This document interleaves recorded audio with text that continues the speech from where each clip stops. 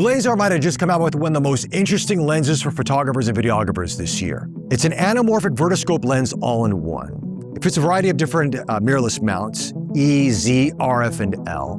1.33 times on the squeeze factor. It's small, it's compact, and I love the name. It's called the Beetle. This is a lot of fun to use. Let's talk about this. All right, guys, full disclosure on this. Blazar did send me the 32 and the 65 out for review for the Sony E mount. I wish I did come with the L mount, but these are pre-production lenses, but they said I still can talk about the initial impressions and performance because the L mount I think will fit beautifully on a Lumix system, especially with IBIS on anamorphic, and you can also just squeeze it right side of the camera. It would look fantastic and perform fantastically with that.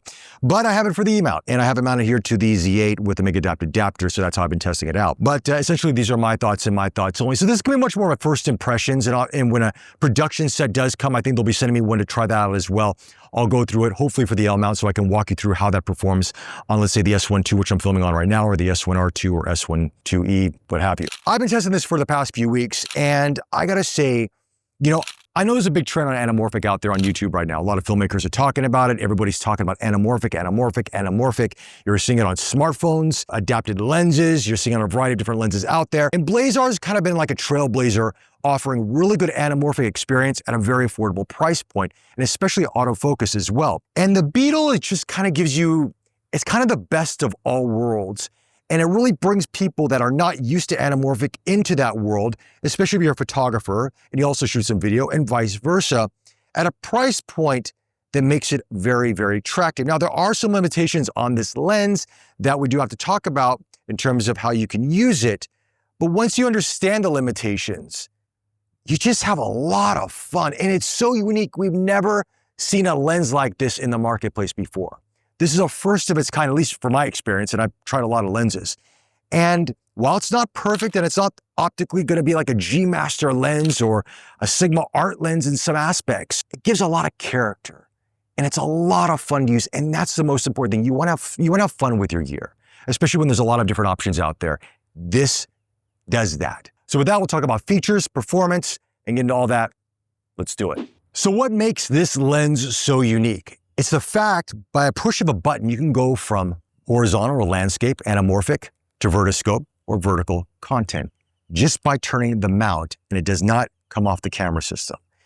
I've not seen this done before. Now, of course, with PL mount cinema lenses, with the PL mount system, you can adjust that accordingly. But I've not seen it done like this on a mirrorless system before. And so what Blazar has done with this is really cool. It just makes it so much fun to use, and it makes it extremely versatile. So if you want to shoot vertical content for Instagram or TikTok or social media, whatever have you, just turn the lens. If you want to go, YouTube, anamorphic, horizontal, landscape, turn the lens. You're good to go. Now, this is a manual focus lens, T3.2 aperture on this, which is equivalent to f-stop around 2.8 thereabouts, depending on the light transmission coming through. But it's a constant T3.2. So if you are going to be shooting in bright daylight like where I'm at right now, then you probably need some sort of V&D system. Now, the filter diameter on the front of this is 55 millimeters. So if you're used to, let's say, more traditional mirrorless full-frame lenses, they go about to 67, 62 thereabouts. So you probably have to get another V&D system or ND system to match this size of lens. It's quite compact and quite small. But the good thing is the 32, 45, and 65 respectively all have the same filter diameter on the front of it, which is great. The weight of these lenses is light, go anywhere ranging from 260 up to 290 grams. Very lightweight on a camera system, very easy to carry around. Metal construction right here. The focus ring feels, it's either like a hard composite plastic or a little bit of metal, but it feels really well made. So let's talk about using this for photos. This is a fun lens to use. Now, yes, you can take photos with a cinema lens, same concept, but the fact that Blazar has really made this to be extremely portable and obviously designed for photographers and videographers alike, it works really well. And I like the character I get out of the image. Now, this is not going to be the same sharpness as a Sony G Master lens or a Sigma Art lens or a Leica, Oppo lens, what have you. I mean, it's sharp wide open. T3.2 is the only aperture stop or T-stop that you have. But it's got character in the background, and it renders beautifully in vertical or in landscape. And it's got a little bit of that neo-vintage vibe to it, in my opinion. It makes your images stand out, and I like that. I appreciate that. And it makes it interesting to take photos with this because you want to know how the image comes out, especially when you de-squeeze them, right? How it's going to look. And obviously there's going to be a little bit of a distortion factor coming into play, but that's the cinema vibe. That's the look of it all. And I'll show you later on in this video how you can do that. I really like what they've done with this. It's just such a fun lens to use. Now, I primarily have used this for photography, not so much for video, because, I mean, if you look at the size of it, this is designed to be used for photography. And so I've been out there shooting and taking some sample shots, and I've just really enjoyed the experience. Now, in terms of the light flare or the anamorphic flare that you're going to get out of this lens, it's a silver flare, but it's not that drastic. It doesn't look synthetic or over the top. It's very natural. Only when you have direct light sources coming into the lens do you see it. So I think Blazar's found a nice balance between giving you the look when you need it, but not overdoing it. And that works for, of course, for photo and video respectively. With Z mount, you can even say Nikon ZR for this size would actually look really, really good. Again, the ZR doesn't have any sort of anamorphic desqueeze or anything like that thus far.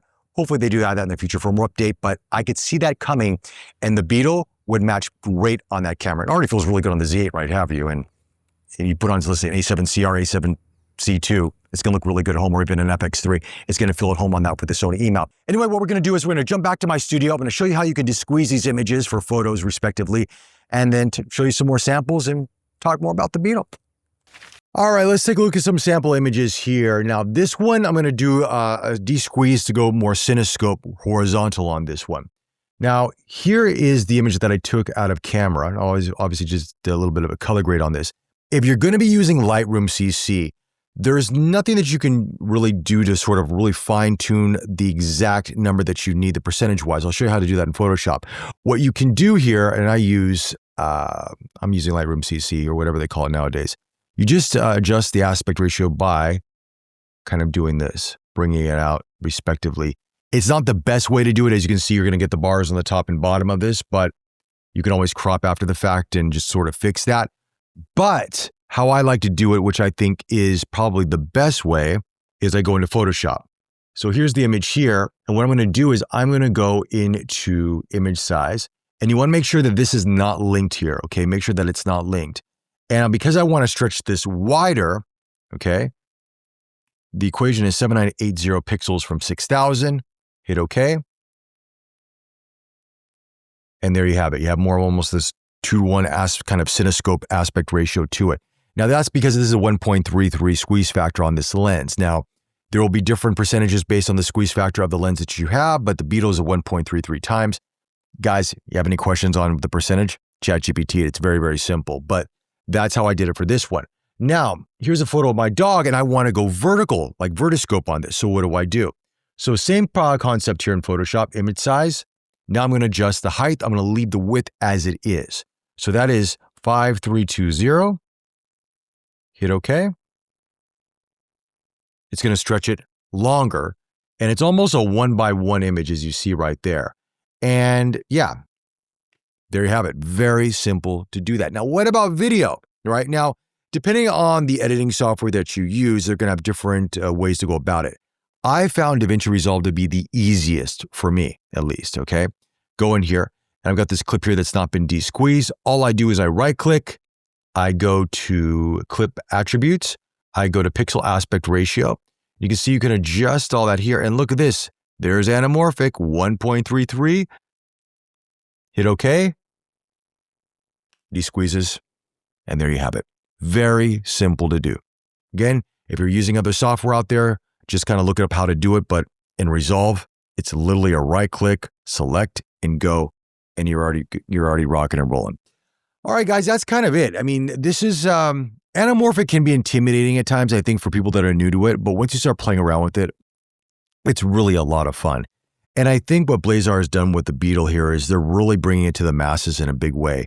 It's small, it's compact, it's not intimidating. It's not like having a big cinema lens that you're putting onto your camera system and you're going, okay, what am I going to do with this? And you know, when you get into this world, it can be very intimidating. And I think something like the Beetle is a really good entry point. Small, compact, you can take photos with this, you can take video with it.